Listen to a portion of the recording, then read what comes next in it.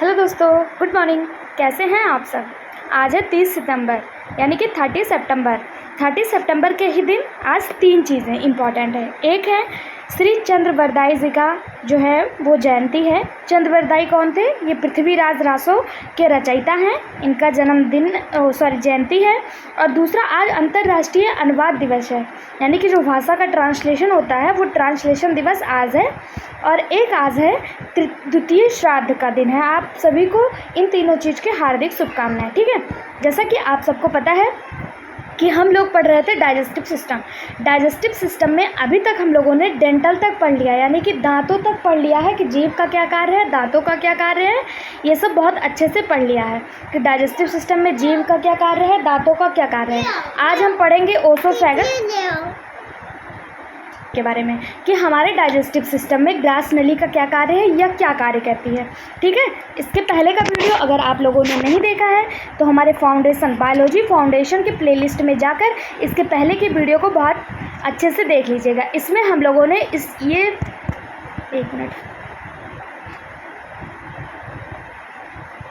आज हमको ये पढ़ना है। ठीक है, वहाँ पर जाकर आप सेल चैप्टर और उससे इम्पॉर्टेंट ये इसके पहले के वीडियो वो वहाँ पर देख सकते हैं। आज हम पढ़ेंगे ओसोफेगस। ठीक है, अब हम देखते हैं ओसोफेगस क्या है, यानी कि ग्रास नली क्या होती है। तो आपको बता दें, जो ग्रास नली होती है वो हमारे मुख के नीचे एक लंबी पाइप की संरचना होती है जो मुख गुहा को अमाशय से जोड़ने का कार्य करती है।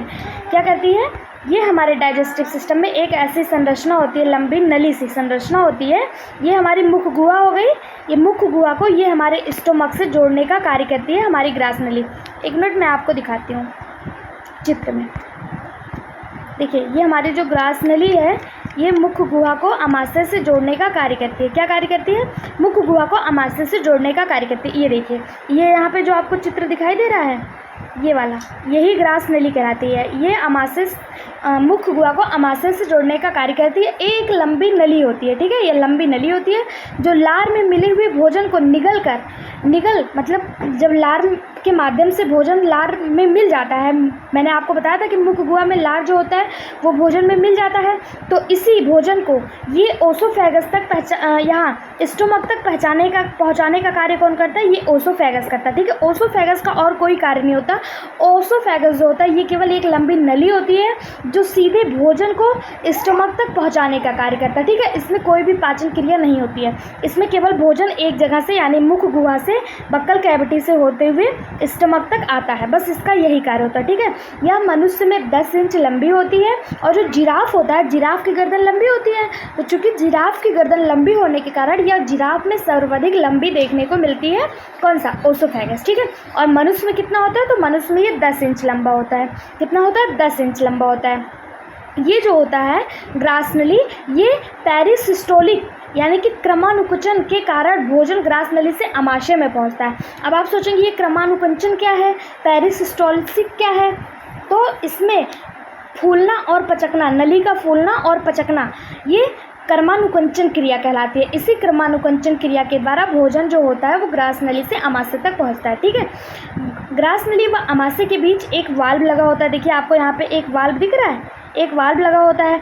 इसी वाल्व को कहा जाता है, इस वाल्व को कहा जाता है स्फिंक्टर, यानी कि स्फिंक्टर पाया जाता है जो भोजन को वापस ग्रास नली में जाने से रोकता है। देखिए, ये वाल्व जो होता है स्फिंक्टर, जब यहाँ से भोजन आ रहा होता है तो ये वापस जब स्टोमक में आ गया वापस इस ग्रास नली में ना चला जाए, इसके लिए यहाँ पे स्फिंक्टर नामक एक वाल्व लगा होता है। ठीक है, ग्रास नली आपको आई होप समझ में आ गया होगा।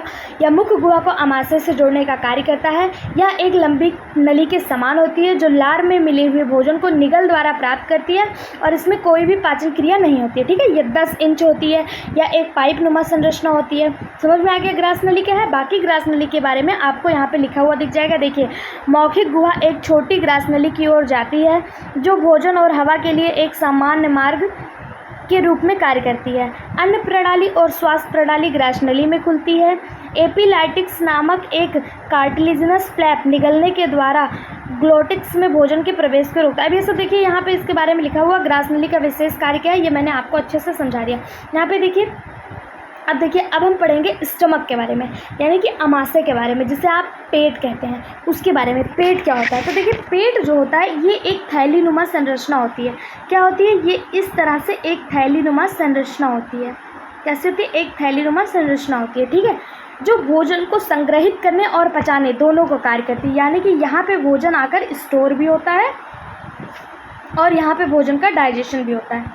देखिए, ये आपका भोजन है, एक मिनट, ये आपका अमाशय हो गया, अमाशय, और इसमें हो गया भोजन, ये भोजन हो गया।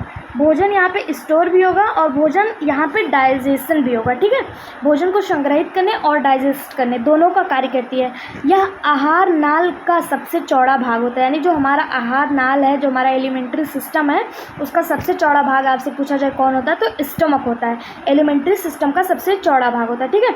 इसमें जो हमारा अमाशय है, जो हमारा पेट है, इसमें 4 घंटे तक भोजन स्थिर रहता है, यानी 4 घंटे इसमें भोजन रहता है। उसके बाद इसमें पाचन की क्रिया शुरू होती है। इसकी आंतरिक दीवारों म्यूकोशा की बनी होती है। जो हमारा स्टमक है, इसकी जो आंतरिक दीवारें होती हैं, ये म्यूकोशा की बनी होती है। देखिए, आपको यहाँ पे स्टमक दिखाया गया है, ये स्ट्रक्चर जो है, ये स्टमक की स्ट्रक्चर है। इसकी जो आंतरिक दीवारें होती हैं, ये म्यूकोशा की बनी होती हैं, ठीक है। अब ये म्यूकोशा क्या कार्य करता है, म्यूकोशा का क्या कार्य है, तो आपको बता दें, स्टमक जो होता है ये 3 भागों में डिवाइड होता है। अगर आप इसको ऊर्ध्वाधर काटते हैं तो ये इस प्रकार से ऐसे होता है। एक मिनट, गलत हो गया, मैं बताती हूँ, एक मिनट वेट करिए। हाँ, ऐसे ऐसे मान लीजिए ये स्टमक की संरचना हो गई। तो ये 3 भागों में डिवाइड होता है, 1 2 3 भागों में ये डिवाइड हो गया। अब देखिए, इसका जो ऊपर वाला भाग है, सबसे ऊपर वाला भाग, अग्रभाग, इसे आप कार्डिक कहते हैं, कार्डियक, ठीक। और दूसरे भाग को फंडिक या फंडियक कहते हैं, और तीसरे भाग को पाइलोरिक कहा जाता है। पहले भाग को कार्डियक, दूसरे भाग को फंडिक, तीसरे भाग को पाइलोरिक कहा जाता है, ठीक है। पहले भाग को कार्डियक, दूसरे भाग को फंडिक, तीसरे भाग को पाइलोरिक कहा जाता है। समझ में आया? जो कार्डियक होता है, इससे HCl निकलता है। जो कार्डियक होता है ये HCl निकालता है। क्या निकालता है? HCl, hydrochloric acid. Hydrochloric acid जो होता है ये टाइलिन के प्रभाव को समाप्त करता है और कीटाणुओं को मार देता है। अभी तक जो यहाँ से ग्रास नली से भोजन आया था, उसमें टाइलिन एंजाइम मिला हुआ था। अब टाइलिन एंजाइम के प्रभाव को समाप्त करना है, क्योंकि भोजन को और ज़्यादा पचाना है, तो यहाँ से HCl निकलेगा और टाइलिन के प्रभाव को समाप्त कर देगा और उसमें उपस्थित कीटाणुओं को मार देगा, या भोजन को अम्लीय बना देता है और एंजाइम की क्रिया शक्ति को भी बढ़ा देता है, ठीक है। यहाँ से भोजन क्या हो गया? HCl के माध्यम से क्या हो गया? अम्लीय बन गया। देखिए, मैंने आपको बताया था इसकी दीवारों पर म्यूकोशा पाया जाता है, म्यूकोशा परत पाया जाता है। HCl जो होता है, हाइड्रोक्लोरिक एसिड, ये एसिड होता है। अगर ये म्यूकोशा नहीं रहेगा इसकी दीवारों पे, तो इसकी दीवारों को फाड़ देगा, चीड़ देगा, काट देगा। तो इसीलिए ये अपने आप को संरक्षित करने के लिए अपने दीवारों पर क्या बना के रखती है? म्यूकोशा बना के, म्यूकोशा का एक लेयर बना के रखती है। देखिए, यहाँ पे आपको दिखाया गया है म्यूकोशा का लेयर, ठीक। अब देखिए, ऊपर वाले भाग को कार्डियक कहा जाता है। यहाँ से HCl निकलता है। HCl का क्या कार्य है? तो कीटाणुओं को मार देता है और भोजन को अम्लीय बनाता है, ठीक। और एंजाइम को भी क्रियाशील कर देता है, यानी कि जल्दी से भोजन डाइजेस्ट हो जाए, उसके लिए एंजाइम को क्या करता है? क्रियाशील कर देता है। फिर दूसरा भाग, पहले भाग को मैंने क्या बताया? कार्डियक। अब दूसरा भाग, ये देखिए यहाँ पे कार्डियक दिखाई दे रहा है ना, ये देखिए कार्डियक। फिर दूसरा होता है फंडियक कह सकते हैं या फंडस कह सकते हैं, ठीक है। दूसरा भाग, इसमें क्या होता है? तो फंडिक बीज का भाग होता है। इसमें कांटेनुमा संरचना पाई जाती है। कांटेनुमा संरचना, एक मिनट मैं आपको दिखाती हूँ। मान लीजिए ये स्टमक है, एक यार, ये कैसे गलत हो जा रहा है, एक मिनट।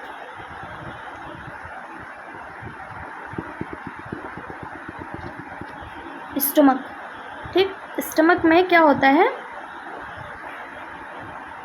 ये 3 भागों में डिवाइड हो गया। पहला फंडिक हो गया, दूसरा क्या हो गया? पहला कार्डियक हो गया, दूसरा फंडिक हो गया। तो फंडिक में यहीं पे कांटेनुमा ऐसे संरचना पाई जाती है, कांटेनुमा संरचना पाई जाती है।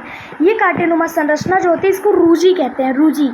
इस कांटेनुमा संरचना को क्या कहते हैं? रूजी कहते हैं। ये रूजी का क्या कार्य होता है? तो देखिए, जब आप कभी खाली पेट रहते हैं, मान लीजिए आप पर डे का आपका टाइम है कि आप 11 से 11:30 के बीच में दोपहर में भोजन करते हैं, ठीक है, या फिर आप सुबह 8 बजे नाश्ता करते हैं, और किसी दिन ऐसा हो गया आपने फास्ट रख लिया या किसी कारणवश आपको भोजन नहीं मिल पाया, तो यही जो रूजी होता है, यही खड़ा हो जाता है।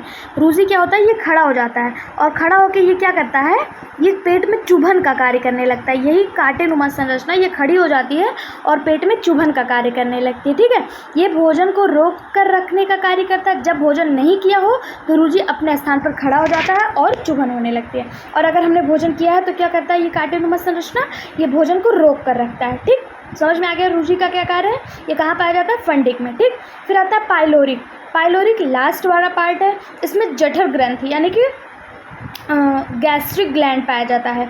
इसमें जठर रस यानी कि गैस्ट्रिक जूस निकलता है। ठीक है, जो पाइलोरिक वाला पार्ट होता है, ये देखिए यहाँ पे आपको दिखाया गया पाइलोरिक, नीचे सबसे लास्ट वाला पार्ट होता है।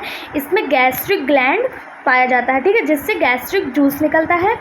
अब ये गैस्ट्रिक जूस जो है इसका क्या कार्य है, तो जो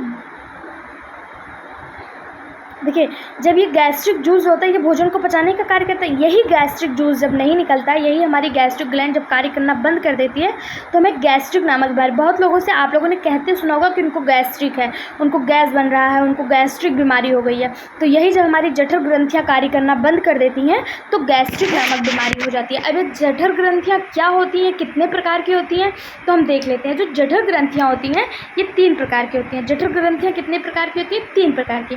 पहली जो होती है उसे श्लेष्म कोशिका या म्यूकस सेल कहते हैं।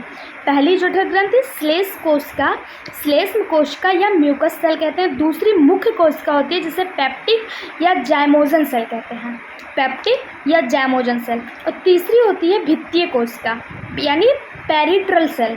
अब देखिए इन 3 कोशिकाओं, इन जठर ग्रंथियों का क्या कार्य है, तो जो श्लेष्म कोशिका है इससे म्यूकोसा स्रावित होता है, म्यूकस स्रावित होता है। मैंने आपको बताया कि आमाशय में म्यूकस पाया जाता है ना, तो ये इसी श्लेष्म कोशिका यानी म्यूकस सेल से निकलता है। म्यूकस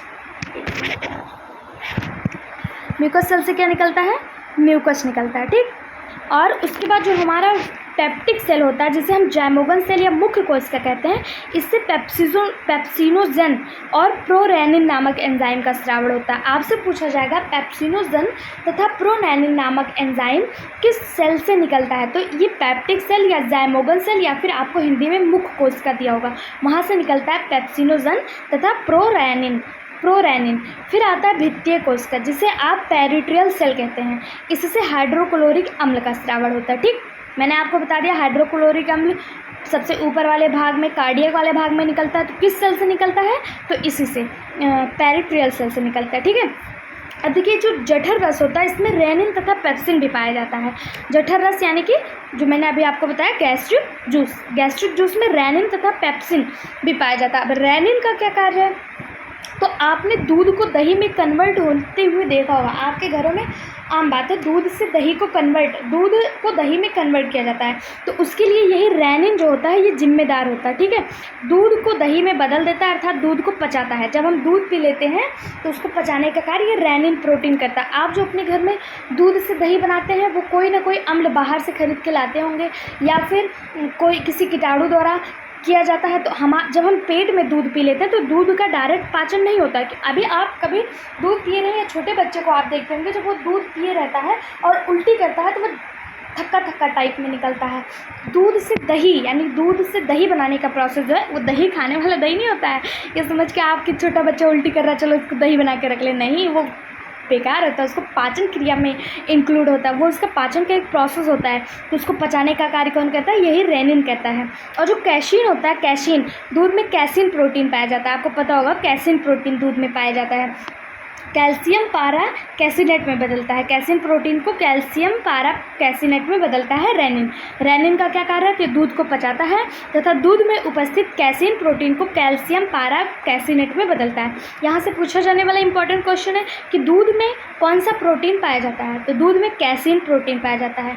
कैसीन प्रोटीन किससे पचता है, तो कैसीन प्रोटीन रेनिन के माध्यम से पचता है। किसके माध्यम से, रेनिन के माध्यम से पचता है। ठीक, फिर देखिए कैसीन प्रोटीन के कारण दूध का रंग सफ़ेद होता है। आपसे पूछा जाएगा कि दूध का रंग सफ़ेद क्यों होता है, तो उसमें पाए जाने वाले कैसीन प्रोटीन के कारण दूध का रंग सफ़ेद होता है।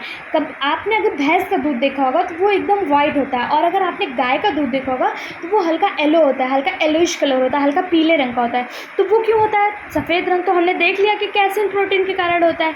पीला रंग किसके कारण होता है, तो कैरोटीन नामक प्रोटीन के कारण। कैरोटीन प्रोटीन जो होता है इसके कारण दूध का रंग जो होता है वो हल्का पीला होता है, ठीक है। पेप्सिन प्रोटीन को पचाता है या प्रोटीन को पेप्टोन में बदल देता है। पेप्सिन क्या करता है, प्रोटीन को पचाता है और प्रोटीन को पेप्टोन में बदल देता है।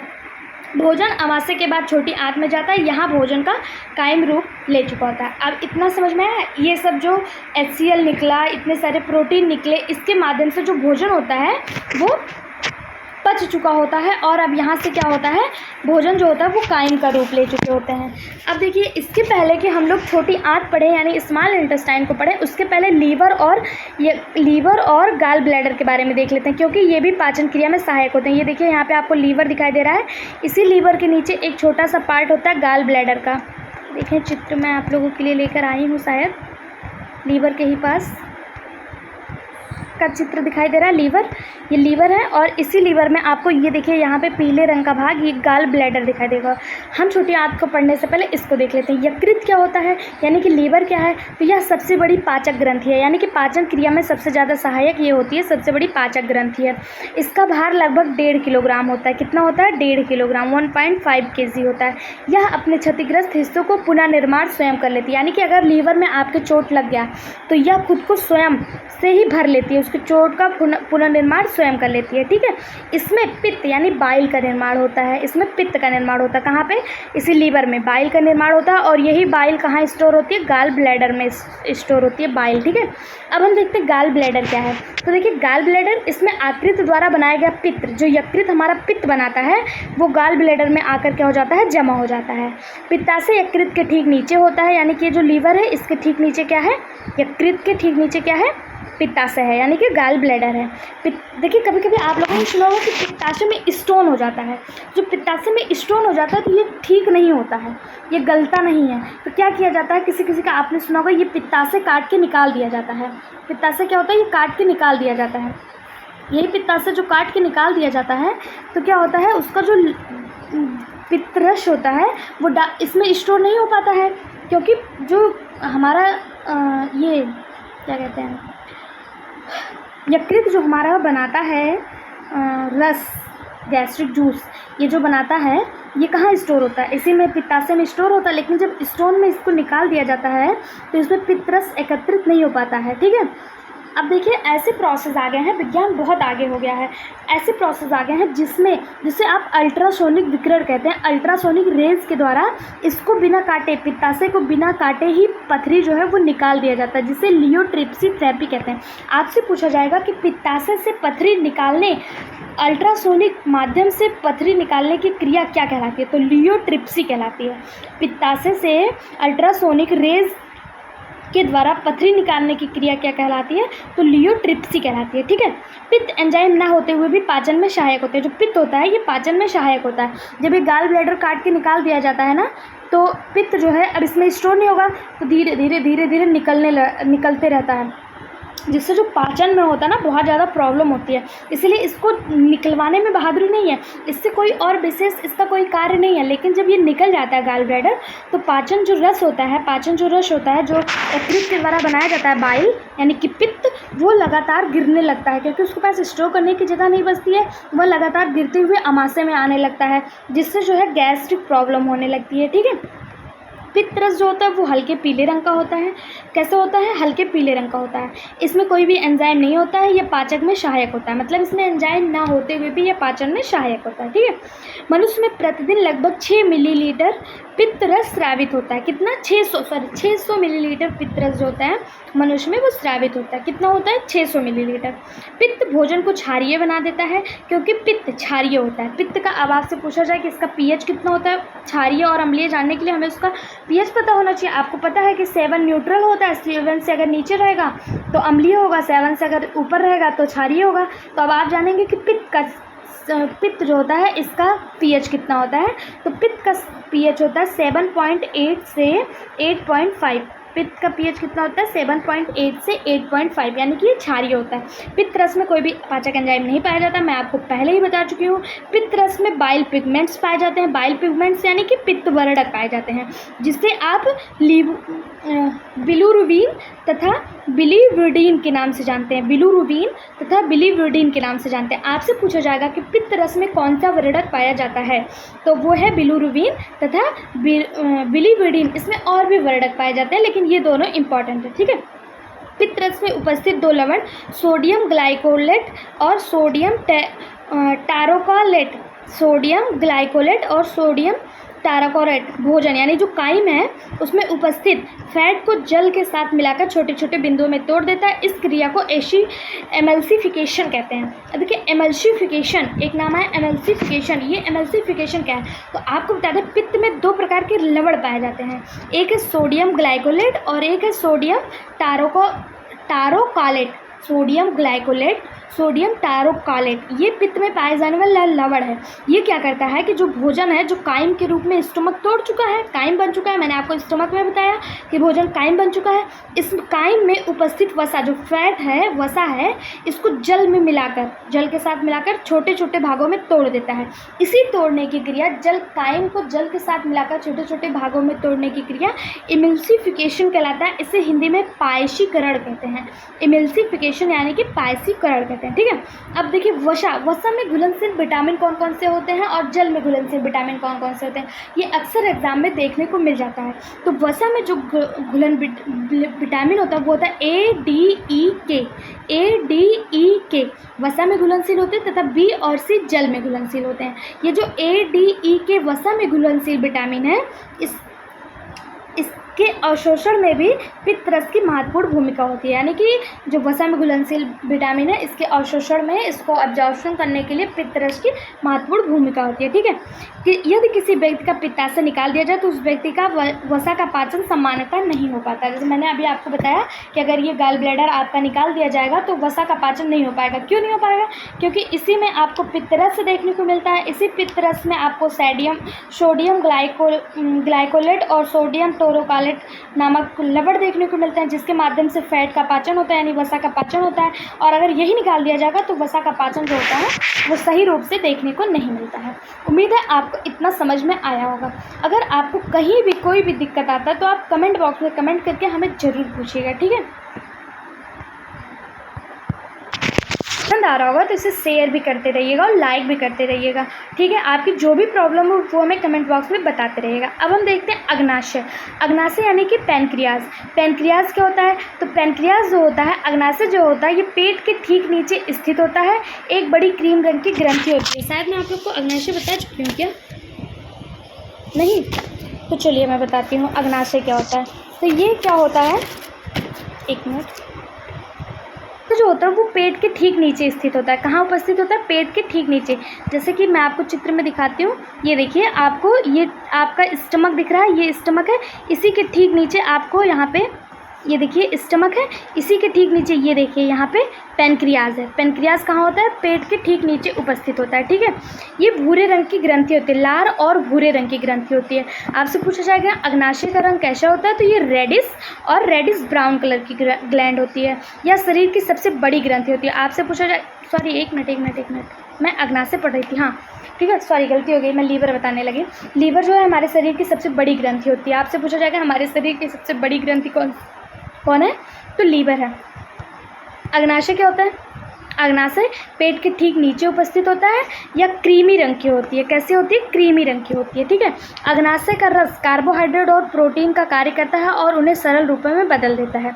अग्नाशय का रस क्या करता है, कार्बोहाइड्रेट और प्रोटीन पर कार्य करता है, यानी कि कार्बोहाइड्रेट और प्रोटीन का पाचन करता है। फैट का पाचन हम लोगों ने देखा, फैट का पाचन कहाँ हो गया था, फैट का पाचन लीवर से निकलने वाले गैस्ट्रिक जूस से हो रहा था। और अग्नाशय क्या करेगा, ये कार्बोहाइड्रेट और प्रोटीन का पाचन करेगा, ठीक है। आंशिक रूप से पचा हुआ भोजन अब छोटी आंत के निचले हिस्से में पहुंच जाता है, जहां आंतों का रस, अब आंतों में कुछ प्रकार के एंजाइम निकलते हैं, वो इसको पचाने का कार्य करेंगे, ठीक है। अब हम पढ़ेंगे आंत क्या होता है, यानी कि इंटेस्टाइन क्या होता है। अब हम देखेंगे इंटेस्टाइन। इंटेस्टाइन 2 टाइप्स के होते हैं। कितने टाइप्स के, 2 टाइप्स के। एक छोटी आंत होती है, एक बड़ी आंत होती है, ठीक है। एक छोटी आंत होती है, एक बड़ी आंत होती है। यहाँ पे आप देखिए इंटेस्टाइन 2 टाइप के, एक छोटी आंत एक बड़ी आंत। देखिए ये जो ये वाली गोल गोल गोल गोल ये राउंड वाली संरचना दिखाई दे रही है, ये छोटी आंत होती है। और जो ये ऐसे ऐसे संरचना, एक मिनट में पेन चेंज कर देती हूँ, ये वाली जो संरचना दिखाई दे रही है ये वाली, ये बड़ी आंत होती है। ये क्या होती है? ये बड़ी आंत होती है। और जो ग्रीन कलर से मैंने बताया है ये क्या होता है? छोटी आंत, यानी कि स्मॉल इंटेस्टाइन और लार्ज इंटेस्टाइन। अब हम देखते हैं ये छोटी आंत और बड़ी आंत के क्या कार्य होते हैं। तो देखिए मनुष्य की आंत मुख्यतः 2 भागों में बटी होती है, एक छोटी आंत यानी कि स्मॉल इंटेस्टाइन और एक बड़ी आंत यानी कि लार्ज इंटेस्टाइन। अब देखिए जो शाकाहारी जीव होते हैं, शाकाहारी जीव में आंत की लंबाई जो होती है वो मांसाहारी जीवों की अपेक्षाकृत अधिक बड़ी होती है, अधिक होती है। लंबाई जो होती है वो अधिक होती है। क्यों होती है? क्योंकि इसमें भोजन अवशोषण हेतु अतिरिक्त पृष्ठ क्षेत्र मिल सके, इसलिए इसकी लंबाई जो होती है वो मांसाहारी के मतलब तुलना में, कंपेरिजन में अत्यधिक बड़ी होती है। ठीक है, अब हम सबसे पहले पढ़ेंगे छोटी आंत, उसके बाद पढ़ेंगे बड़ी आंत। अब हम देखते हैं छोटी आंत क्या होता है। तो छोटी आंत जो होता है ये भोजन का पूर्ण पाचन छोटी आंत में ही होता है। मतलब भोजन का जो पूरी अभी तक आप लोगों ने देखा कि भोजन का पाचन स्टोमक में हुआ, अग्नाशय में हुआ, धीरे धीरे हुआ, लेकिन अब भोजन के जो बचे हुए रूप हैं, जो काइन का रूप है, उसका जो पूर्ण पाचन है वो छोटी आंत में होगा। ठीक है, यह आहार नाल का सबसे बड़ा भाग होता है। इसकी लंबाई 6 से 8 मीटर होती है। आपसे पूछा जाएगा आहार नाल यानी कि एलिमेंट्री कैनाल का सबसे बड़ा भाग कौन सा होता है? तो स्मॉल इंटेस्टाइन होता है। इसकी लंबाई होती है 6 से 8 मीटर। देखिए लार्ज इंटेस्टाइन जो होती है वो चौड़ी होती है, लेकिन स्मॉल इंटेस्टाइन जो होती है वो लंबी होती है। ये पूरे आहार नाल का सबसे बड़ा भाग होता है। 6 से 8 मीटर इसकी लंबाई होती है। ठीक है, अमाशय में पाचन क्रिया संपन्न होने के बाद भोजन छोटी आंत में पहुंचता है। जब अमाशय में हमारे पेट में पाचन क्रिया संपन्न हो जाती है तो भोजन कहाँ पहुंचता है? छोटी आंत में पहुंचता है, जहाँ पे भोजन का पाचन व अवशोषण क्रिया होती है। भोजन की पाचन और अवशोषण क्रिया यानी कि भोजन का पाचन भी होता है और उसे अवशोषित भी किया जाता है। अगर आपसे पूछा जाए संपूर्ण आहार नाल की पूरी लंबाई कितनी होती है, तो 10 मीटर होती है। संपूर्ण आहार नाल यानी कि जो संपूर्ण आहार नाल है, जो हमारा आपका मुख्य गुहा से स्टार्ट होकर जो आपका एनस रेक्टम तक, इसकी पूरी लंबाई कितनी है? तो 10 मीटर होती है। और अकेले स्मॉल इंटेस्टाइन की लंबाई कितनी होती है?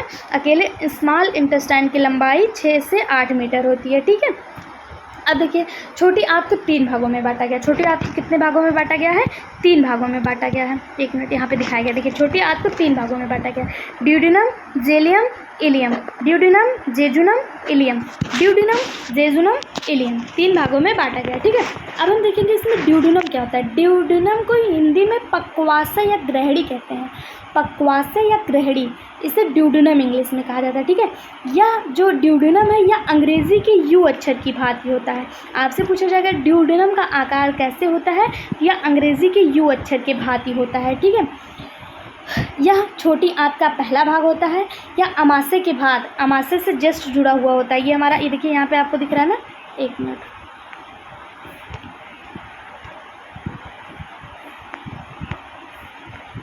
ये देखिए यहाँ पे ये वाला देखिए, ये अमाशय से जस्ट जुड़ा हुआ भाग क्या है?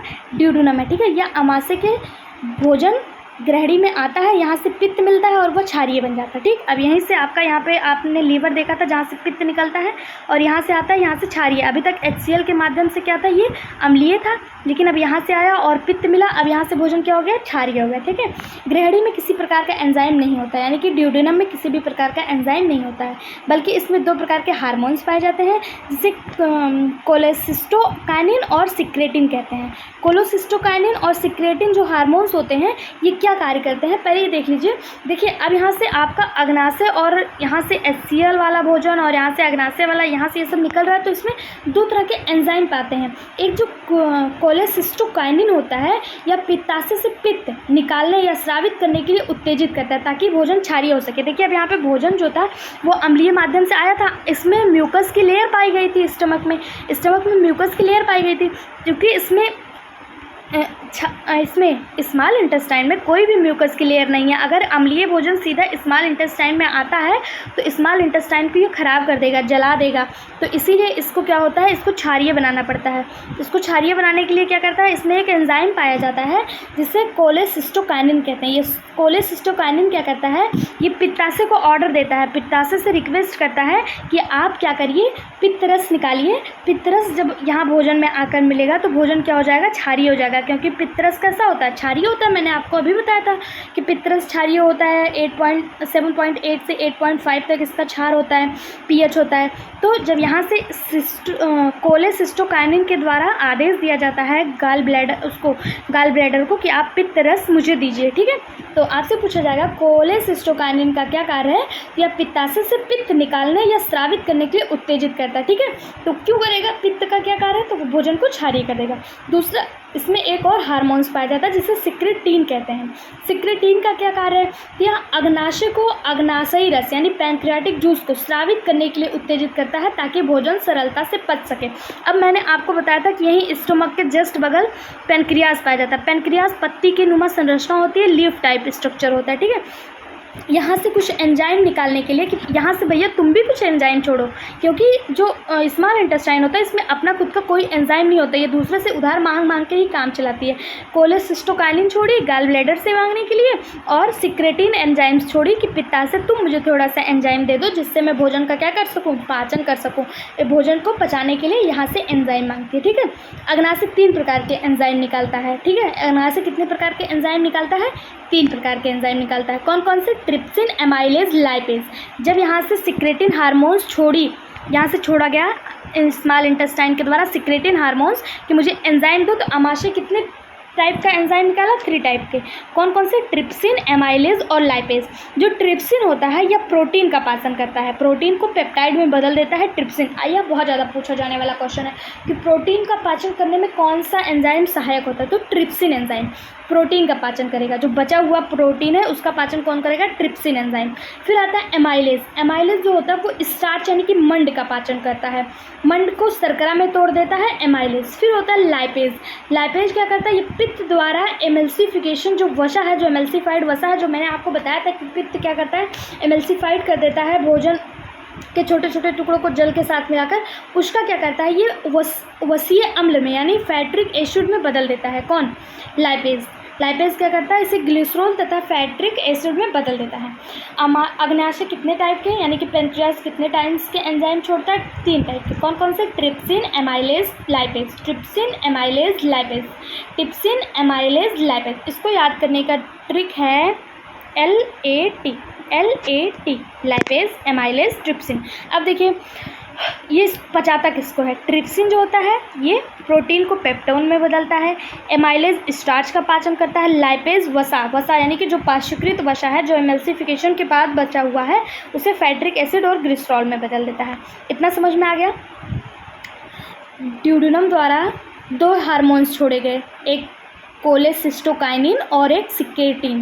कोलेसिस्टोकाइनिन का क्या कार्य था, कोलेसिस्टोकाइनिन ने पित्ताशय से पित्तरस मांगा और भोजन को क्षारीय बना दिया, ठीक। और सिक्रेटिन ने अग्नाशय से अग्नाशय रस मांगा, गैस्ट्रिक पैनक्रियाटिक जूस मांगा, जिसने 3 प्रकार के एंजाइम दिए, ट्रिप्सिन, एमाइलेज, लाइपेज। ट्रिप्सिन ने प्रोटीन का पाचन किया, एमाइलेज ने स्टार्च का पाचन किया तथा लाइपेज ने क्या किया, वसा का पाचन किया, ठीक है। समझ में आ गया। अब हम देखते हैं इसका दूसरा भाग, जेजुनम। इसका दूसरा भाग जेजुनम का क्या कार्य है। ये क्या हो गया, किसके भाग हो गए, ये छोटी आंत के ही पार्ट हम पढ़ रहे हैं। डेडुनम हमने पढ़ लिया, अब हम देखते हैं जेजुनम का क्या कार्य है। तो जेजुनम, इसे अग्रक्षुद्रांत कहते हैं, अग्रक्षुद्रांत हिंदी में कहते हैं। आप इंग्लिश में याद कर ले, बहुत ज़्यादा बेटर है, ठीक है। अग्रक्षुद्रांत, जेजुनम। जेजुनम में पाचक की कोई क्रिया नहीं होती है। ग्रहणी के बाद भोजन जेजुनम में आता है और जेजुनम के बाद इलियम में जाता है। जो जेजुनम होता है यहाँ पे पाचन की कोई क्रिया नहीं होती है। ड्यूडेनम के बाद भोजन कहाँ आता है, जेजुनम में आता है, और जेजुनम के बाद कहाँ चला जाता है, इलियम में चला जाता है। इलियम में जेजुनम में कुछ भी नहीं होता। अब हम देखते हैं इलियम में क्या होता है। इलियम जो होता है ये छोटी आंत का सबसे लास्ट पार्ट, जैसे आपको दिखाई भी दे रहा है ये इलियम, ये लास्ट वाला भाग, ये पिंक वाला भाग जो है ये क्या है, इलियम है। इलियम ये छोटी आंत का सबसे लास्ट भाग होता है। यहाँ से भोजन का पाचन तथा अवशोषण दोनों होता है। यहाँ पे कुछ नहीं हुआ, जेजुनम वाले पार्ट में कुछ नहीं हुआ। इलियम वाले भाग में भोजन का पाचन और अवशोषण दोनों ही देखने को मिलता है, ठीक है। यहाँ से कई प्रकार के आंतरस यानी इंटेस्टाइनल जूस निकलते हैं। देखिए यहाँ पे भी कोई जूस नहीं निकला, यहाँ पे भी कोई जूस नहीं निकला, लेकिन छोटी आंत में इंटेस्टाइनल जूस निकलते हैं, ठीक है। इन सभी आंतरस यानी इंटेस्टाइनल जूस को शाइकस इंट्रिकस कहते हैं, शाइकस इंट्रिकस कहते हैं। जो आंत से निकलने वाला जूस है उसे क्या कहा जाता है, आपसे पूछा जाएगा। जो आंत से निकलने वाला जूस है उसे क्या कहा जाता है, तो आंत से निकलने वाले जूस को शाइकस इंट्रिकस कहते हैं, ठीक है। आंत से निकलने वाले जूस को क्या कहते हैं, शाइकस रश कहते हैं। अब देखिए कौन कौन सा जूस निकलता है और उसके क्या क्या कार्य हैं और इसमें कौन कौन से एंजाइम पाए जाते हैं। इसमें कई प्रकार के एंजाइम पाए जाते हैं। एक होता है erepsin enzyme, lipase enzyme, maltase, sucrose, lactase. Erepsin, lipase, maltase, sucrose, lactase, ये विभिन्न प्रकार के एंजाइम पाए जाते हैं छोटी आंत में। ठीक है, छोटी आंत में क्या आप आंत में ही कह सकते हैं। अब देखिए इरेप्शन क्या करता है। देखिए आपने देखा था कि जो ड्यूडेनम है यहाँ पे थोड़े प्रोटीन का पाचन करने के लिए कौन आया था। ड्यूडेनम में आपने देखा था कि प्रोटीन का पाचन कर रहा था ट्रिप्सिन, प्रोटीन का पाचन कर रहा था। अब बचा हुआ प्रोटीन जो हमने और प्रोटीन खाया, जो हमने पनीर के बड़े बड़े टुकड़े निकले हैं, उनका जो बचा हुआ हिस्सा उसको पाचन करने के लिए इलियम में पाया जाता है इरेप्सिन नामक एंजाइम। इरेप्सिन एंजाइम जो होता है ये प्रोटीन को पचाता है, प्रोटीन को पेप्टोड में बदलता है, पेप्टाइड में बदलता है और पेप्टाइड को अमीनो अम्ल में बदल देता है। यहाँ पे प्रोटीन का पूर्ण पाचन हो जाता है। ठीक है, क्या होता है, प्रोटीन का पूर्ण पाचन हो जाता है। प्रोटीन को किस में बदलता है, पेप्टोन में, और पेप्टोन को किस में बदलता है, पेप्टाइड में, और पेप्टाइड को किस में, अमीनो एसिड में परिवर्तन हो जाता है। यहाँ से प्रोटीन पूरी तरह से पच चुका था। अब प्रोटीन नहीं बचा हमारे शरीर में। प्रोटीन कहाँ कहाँ पचा, हमने देखा यहाँ HCl के माध्यम से यहाँ पचा, यहाँ अग्नाशय रस के माध्यम से पचा, यहाँ अग्नाशय रस के माध्यम से पचा, यहाँ गैस्ट्रिक जूस के माध्यम से पचा। यहाँ पे आपने देखा गैस्ट्रिक जूस से निकलने वाला ट्रिप्सिन ने प्रोटीन का पाचन किया। अब बचा हुआ जो थोड़ा बहुत प्रोटीन है वो इलियम में इरेप्सिन के द्वारा पाचन हो जाता है। इरेप्सिन एंजाइम जो इलियम में पाया जाता है, छोटी आंत के सबसे लास्ट भाग इलियम में, यहाँ पे बचे हुए प्रोटीन का पूरी तरह से पाचन हो जाता है। प्रोटीन पेप्टोन में तोड़ता है। पहले भोजन के रूप में हमने क्या खाया, प्रोटीन खाया, उसको पेप्टोन में तोड़ने का कार्य आमाशय में हुआ। आमाशय में प्रोटीन टूट के क्या बन गया, पेप्टोन बन गया। उसके बाद ड्यूडेनम में पेप्टाइड के रूप में आ गया, पेप्टोन को पेप्टाइड में बदला और इलियम जो होता है ये पेप्टाइड को अमीनो एसिड में बदल देता है। अब देखिए इसको समझिए, प्रोटीन हमने खाया, मान लीजिए हमने पनीर का टुकड़ा खाया, ठीक है, उस प्रोटीन को पेप्टोन में बदलने का कार्य आमाशय यानी कि हमारा स्टोमक करता है। आपसे पूछा जाएगा प्रोटीन का पेप्टोन में कन्वर्जन कहाँ होता है, तो हमारे स्टोमक में होता है। इस पेप्टोन का पेप्टाइड में कन्वर्जन कहाँ होता है, तो इस पेप्टोन का पेप्टाइड में कन्वर्जन जो होता है वो ड्यूडेनम में होता है ट्रिप्सिन एंजाइम के द्वारा पेप्टोन का पेप्टाइड में कन्वर्जन होता है। फिर इसी पेप्टाइड का अमीनो एसिड बनाता है इलियम जो है इरेप्सिन एंजाइम छोड़ता है और इसी पेप्टाइड को क्या करता है, अमीनो एसिड के रूप में चेंज कर देता है। अब प्रोटीन का पूरी तरह से पाचन हो चुका है। अब बचा हमारा क्या, वसा, और क्या क्या बचा था हमारा, वसा बचा और स्टार्च बचा। ठीक है, वसा का भी आपने देख लिया था, अधिकतर भाग इसका टूट चुका था। बाकी जो बचा हुआ पार्ट है वसा का, ये लाइपेज एंजाइम के द्वारा टूटता है। किसके द्वारा, लाइपेज एंजाइम, जो हमारे इलियम है इससे लाइपेज एंजाइम निकलता है और यहाँ पे वसा का पाचन होता है। वसा को ग्लिसरॉल और फैट्रिक एसिड में बदल देता है। ठीक, फिर होता है एक माल्टेज एंजाइम जो होता है ये माल्टोज का पाचन करता है, माल्टोज का। सुक्रेज एंजाइम सुक्रोज यानी चीनी को पचाता है। लैक्टोज एंजाइम लैक्टोज को पचाता है। ये देखिए बहुत इजी है इसको याद करना, माल्टेज माल्टोज को, सुक्रेज सुक्रोज को, लैक्टेज लैक्टोज को। बचा आपका लाइपेज और इरेप्सिन, तो इरेप्सिन प्रोटीन का पाचन करता है, लाइपेज आपका वसा का पाचन करता है। समझ में आ गया, समझ में आया। तो छोटी आंत, इसका जो अंतिम भाग होता है इलियम, एक मिनट यहाँ पे दिखाया गया क्या, हाँ ये देखिए छोटी आंत का जो अंतिम भाग होता है इलियम, इसमें कुछ फिंगर लाइक स्ट्रक्चर पाए जाते हैं। देखिए यहाँ पे फिंगर लाइक स्ट्रक्चर दिख रहा है आपको, फिंगर लाइक स्ट्रक्चर पाए जाते हैं। फिंगर लाइक स्ट्रक्चर अंगुली जैसी संरचना होती है जिससे बिली कहा जाता है। क्या कहता है, बिली या बिलाई कहते हैं। ये जो बिली या बिलाई है ये क्या करती है, ये चूसने का कार्य करती है, अवशोषण का कार्य करती है। चूसेगा क्या, जल को, प्रोटीन, अमीनो एसिड को, इन सबको चूस के क्या करेगा, अब ये क्या करेगा, जो कोशिकाओं में ग्लूकोज ऑक्सीजन की मदद से कार्बन डाइऑक्साइड पानी के रूप में टूट का और ऊर्जा निकल जाती है, इसको क्या करेगा, ये क्या करेगा, इसको चूस के क्या करेगा, संपूर्ण सेल में, संपूर्ण बॉडी में फैला देगा। ठीक है, जो हमने आप प्रोटीन, कार्बोहाइड्रेट, वसा जो भी खाया ये अब संपूर्ण बॉडी में बिलाई से अवशोषित करके संपूर्ण बॉडी में कोशिकाओं के माध्यम से, ब्लड के माध्यम से फैला देती है। समझ में आया। अब देखिए कुछ बातें हैं जो कही जाती हैं, जैसे कहा जाता है कि भोजन के तुरंत बाद अधिक जल नहीं पीना चाहिए। क्यों नहीं पीना चाहिए, पता है क्यों नहीं पीना चाहिए? क्योंकि अगर हम भोजन करके तुरंत अधिक जल पी लेते हैं तो हमारा जो एंजाइम होता है ये पतला हो जाता है। जो एंजाइम हमारे शरीर से निकल रहा है ये पतला हो जाता है, जिससे जो होता है हमारा जो भोजन होता है वो अच्छी तरह से पच नहीं पाता, हमारी पाचन क्रिया में प्रॉब्लम होती है। इसलिए कहा जाता है कि भोजन के तुरंत बाद अधिक जल का सेवन नहीं करना चाहिए। फिर भोजन करने के कुछ समय बाद हमें नींद आने लगती है। क्यों आने लगती है पता है? क्योंकि भोजन पचाने के लिए शरीर का अधिकांश जो रक्त होता है, जो ब्लड होता है, वो आमाशय की मांसपेशियों में चला जाता है और जो हमारा मस्तिष्क होता है, जो हमारा ब्रेन होता है, उसमें रक्त की कमी हो जाती है, जिसके कारण हमें नींद आने लगती है। हमारा दिमाग जो होता है वो आराम खोजने लगता है। ठीक है, छोटी आंत जो होती है, जैसे इलियम जो होता है, भोजन निकलता है और वह कलाई का रूप लेता है और बड़ी आंत में प्रवेश कर जाता है। अब कहाँ पहुँच जाता है? बड़ी आंत में प्रवेश कर जाता है। अब देखिए, छोटी आंत आप लोगों ने अच्छे से देख लिया। अब देखते हैं बड़ी आंत। बड़ी आंत क्या है और इसका क्या कार्य है? तो बड़ी आंत को इंग्लिश में लार्ज इंटेस्टाइन कहा जाता है। क्या कहा जाता है? Large intestine. आज का वीडियो बहुत लंबा हो जा रहा है, इसलिए हम बड़ी आंत को नेक्स्ट वीडियो, नहीं चलिए ये आज का लास्ट टॉपिक है, नहीं अभी इसके बाद हमें कुछ और भी प्रोसेस पढ़ने हैं, तो हम बड़ी आंत को नेक्स्ट वीडियो में पढ़ लेते हैं। ठीक है, तो नेक्स्ट वीडियो पाने के लिए चैनल को सब्सक्राइब करें, लाइक करें तथा बेल आइकन पर क्लिक कर दें, जिससे आपको तुरंत नोटिफिकेशन मिल जाए। यहाँ तक कि वीडियो में अगर आपको कोई भी प्रॉब्लम हुई हो, कोई भी क्वेश्चन पूछना हो या कोई भी कमी दिखी हो, तो आप हमें कमेंट बॉक्स में कमेंट करके ज़रूर बताएं। अगर आपको हमारा वीडियो अच्छा लगता है तो आपसे अनुरोध है इसे ज़्यादा से ज़्यादा शेयर करें, जिससे ज़्यादा से ज़्यादा लोगों तक पहुँच सके। वीडियो में लास्ट तक बने रहने के लिए आप सबका धन्यवाद।